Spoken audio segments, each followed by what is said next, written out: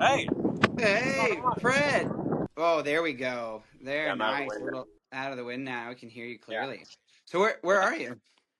I'm in the Bahamas, just south of Nice. Abaco Cay, near Hope Town, which is actually pretty classic and perfect in my eyes, with You're my last name being Hope. nice. What are you doing out there? We're just kite surfing, kite foiling, um, Nice. going back and forth, cruising around the Keys, and checking out a bunch of really, really cool spots. I got some questions here I want to ask you. Uh-oh. Let's see if we can get you to reveal any more embarrassing things here. So I'm not so very public about my private life, so let's see. let's see if we can crack hope. So first up, let's this is a little bit of an easy one for you, I think. But Okay. I think there's people out there that want to know this. So you have a new Hopecraft coming in a V2. What's new about the version 2? And we noticed that you've got, a lot more sizes coming out this year. So what's new about it? And then how would you pick a size for yourself? Yeah. So for the first year, I only got one size. That was the Hopecraft V1. So I kind of chose 103 as the length, and I added quite a bit of nose volume because I wanted to be able to make it accessible for as many customers as possible. I didn't want it to be too short or too long. So I had a narrow tail, big nose, and quite a bit of rocker, just so it made touchdowns really easy. For the second version, because it sold so well, I was allowed to have four sizes. So then the sizes that I chose were a 90 to replace the travel craft, a 100 to replace the dwarf craft, 110 and 120 to be for the more beginner oriented customers that wanted to have the most Okay. premium kite foil board we make. So the Okay. 90 has the most rocker to offset that short length, but still keeps your front foot level with your back foot. So there's you're not riding like a gas pedal where the nose is higher than your tail. So the 100 is taking the 103 Hopecraft and taking a little bit of volume out of the nose and adding it to the tail, and then increasing the rocker a little bit as well, just to make it a bit more well-rounded with a little less swing weight in the nose. And then the 110, 120 are scaled up versions of the 100. So I'd say there's more of a difference between the 90 and 100 than there is between the 100, 110, 120. We added length to the larger sizes. The 90 has an increase in rocker to make the touchdowns quite easy. So I'm actually able to ride the 90 every day because it has that extra rocker that allows me to land the tricks that I'm doing without the Gotcha. added Okay. that I need in the old V1 Hopecraft. Yeah. Yeah. In addition to that, we also have a lighter construction with these sort of beams that go across the tracks, and we added Max Tracks, which is our full length track with tracks out the back. So the foil slides all the way out the back on the 90, 100, 110. So that's pretty exciting. And then, of Yeah. course, the full length EVA pad, Easy in and out. the straight chines. Yeah. Yeah, so just kind of a progression of what we learned in kite foiling over the years, taking what we learned from the dwarf craft and the hope craft and kind of combining the two to have a lighter weight board while still maintaining all the stiffness that I really like to have in my foil boards. Yeah. Sweet. Yeah. Well, I think people will learn something from that for sure. And then moving in and from the more from less category this year, you really kind of have the complete category for what a kite foiler would want. And the newest product to that is going to be the joystick. So you've been customizing bars for years. We've seen it on Instagram and all that stuff. So you finally got the joystick. Now, some people, because it doesn't have it is a bit different than a standard Sentry control bar. At what point would you tell someone that they should switch to a joystick in their foiling career, or is it something that they can learn on from the beginning? I would say you could learn on it, but there is quite a bit of throw. So I'd say, generally speaking, I'd recommend it after about a year of foiling. Yeah. And then what characteristics out of like, what did you want out of this bar? And how is it going to complete the category from more from less?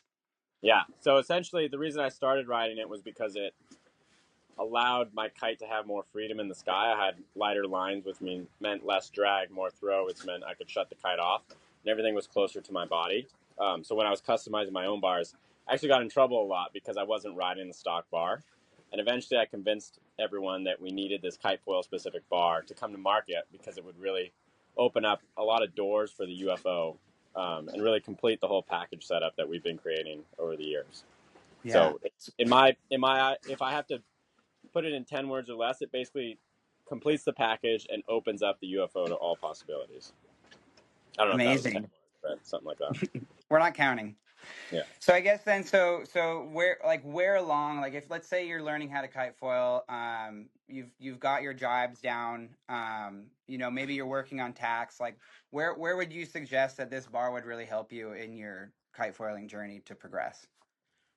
I kind of think it helps everywhere because it gives you more feel of the system as a whole, right? It lightens up everything. So if you're doing a foot switch to jibe, you don't have to focus on riding the kite. You can just focus on switching your feet, and you really know where the kite is.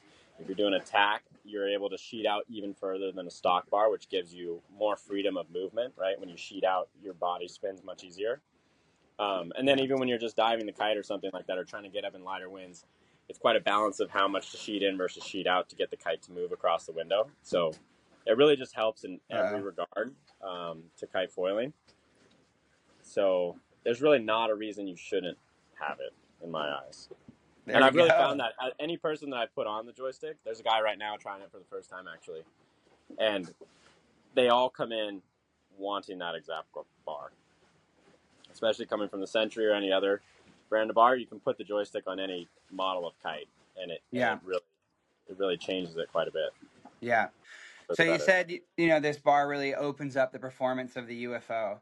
So what's been, now that you have the complete more from less package, what's been your favorite trick to do with your complete more from less?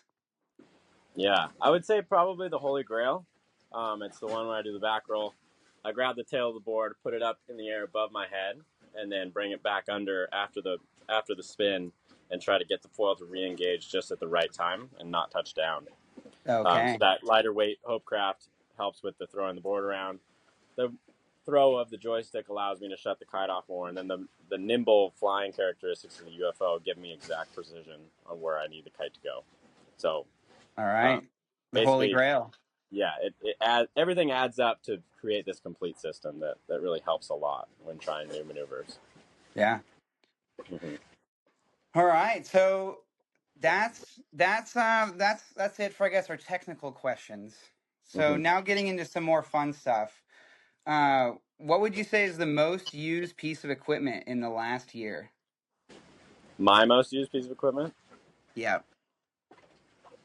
probably the joystick. To be honest, I carry just one joystick around, and I carry two UFOs, and then I switch between the 90 and 100 Hopecraft depending on if I'm traveling a long distance. I want to take the shorter one for a smaller compact travel bag. If I'm just Yeah. going to Mexico or Hood River, I ride the 100. So it's definitely the joystick that I ride the most, and I've even started using it on the surfboard a little bit, and sometimes on the twin tip.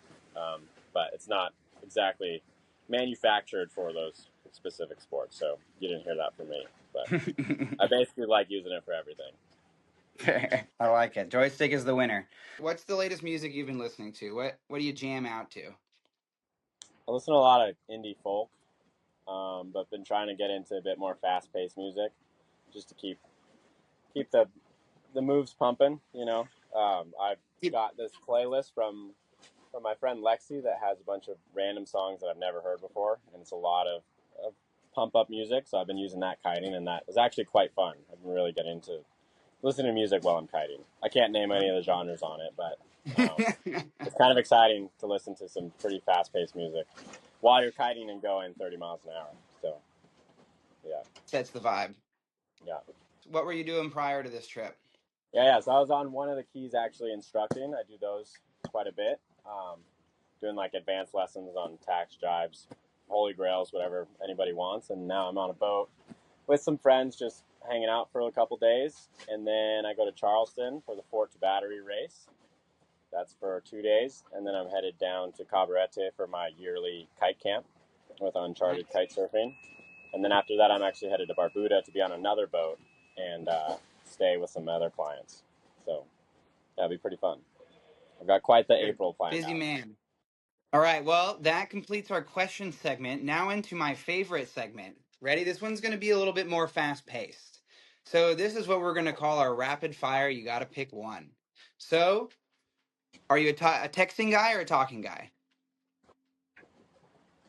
I would say it depends on the time of day and how busy I am. If I'm very busy, I'll just All call right. and get the information quickly. If not, I'll text. This is Say that rapid. again. This is rapid. We're quick. Okay. Okay. Invisibility or super strength? Invisibility, for I sure. like it. FOMO or JOMO? What does JOMO mean? Joy of missing out. Definitely JOMO. JOMO? Oh. Yeah. Chocolate or Yeah. cheese? Chocolate, for sure. Sand or grass? Sand. I gotta say Sand. sand. Yeah. Salt water or fresh water? Salt water. Wow, coming from a gorge, he chooses Yeah. salt I mean, water. look at this stuff. How would you Uh, how would you choose this over the brown, dirty water of the Columbia? it's a very good point. Yeah. And Fred, that is the last question of our FaceTime Fridays. For the first Perfect. one with Fred Hope.